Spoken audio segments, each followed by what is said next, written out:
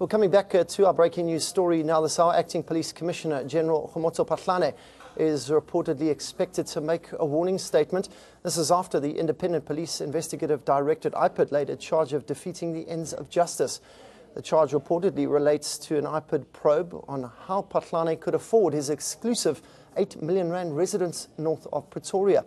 Phahlane allegedly contacted witnesses that Ipid was interviewing in the case.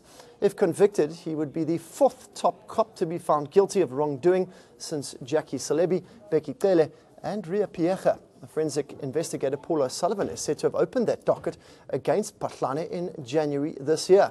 Paul O'Sullivan, the forensic investigator, now joins us on the phone live. Paul, good morning to you. Appreciate your time.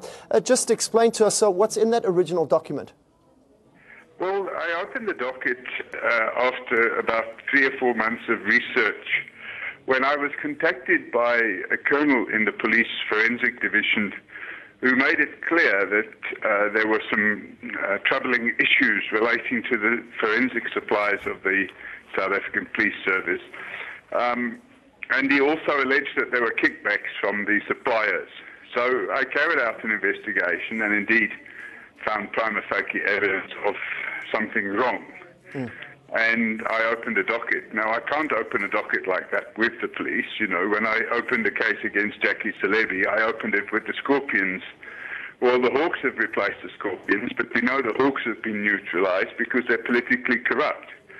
So I decided to open the case with Ipid, and I did that in January. And I don't really want to go into the merits of what's in the case, but I believe the case is rock solid.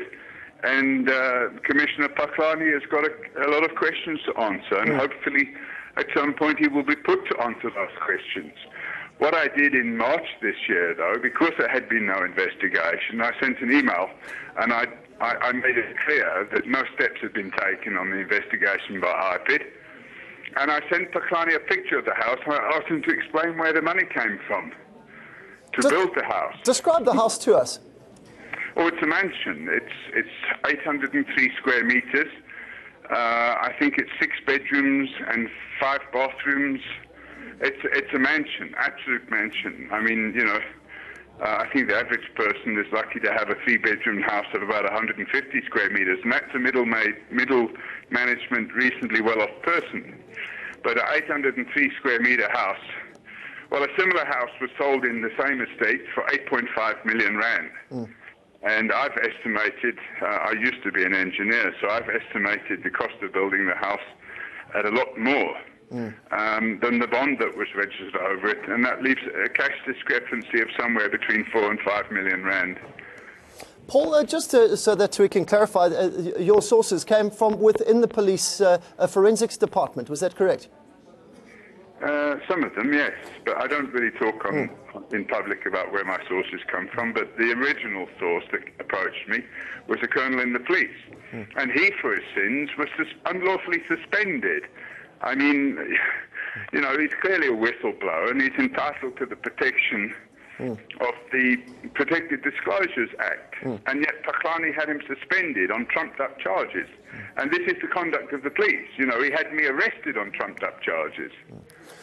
Okay, just in terms of the investigation as it stands now, a warning letter, we await obviously the warning letter from Ipid. Do you know how far along they are in terms of issuing that?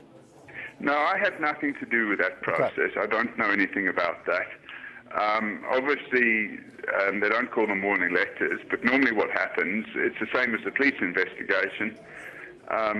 Normally you'll recall a few months ago how Mfumeza insisted on Pravin Gordhan reporting to his office to give a warning statement.